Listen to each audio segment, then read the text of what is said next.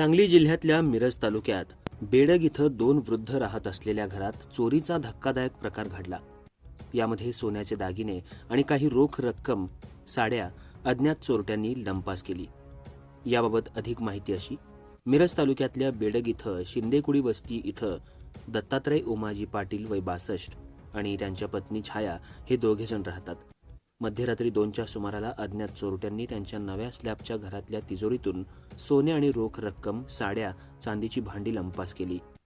जुन्या कौलारू इमारतीत पाटील आणि त्यांच्या पत्नी झोपलेल्या असताना रात्री 2 वाजण्याच्या सुमाराला अज्ञात चोरटे दरवाजे वाजवत असल्याचा संशय आला। मात्र गाढ झोप लागलेली असल्यानं त्यांनी त्याकडे दुर्लक्ष केलं। यानंतर चोरट्यानं कौलारू दरवाजातून कडी काढून नव्या खोलीत प्रवेश केला।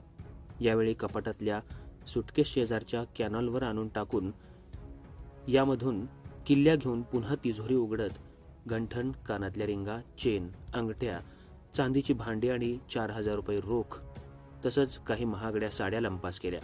यातून एकूण 7.5 तोळे सोने, 4000 रुपये रोख नेल्याचं पाटील यांनी सांगितलं।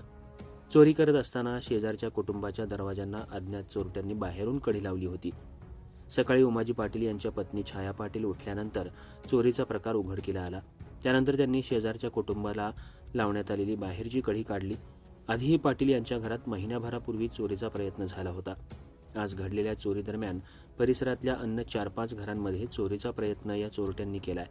चोरीची घटना समजताच मिरज ग्रामीण पोलिसांनी घटनास्थळी धाव घेत पाहणी केली। अर्थराज्य न्यूज मराठीसाठी कवठे महांकाळ प्रतिनिधी जगन्नाथ सकट।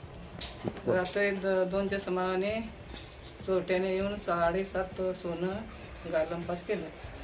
पुन्हा ह्याच्या पाठीमागं महिन्याच्या पाठीमागे एकदा येऊन प्रयत्न केला। परत आजूबाजूच्या घरांना कड्या घातल्या। आम्हाला बाहेर यायला काय साधन नाही,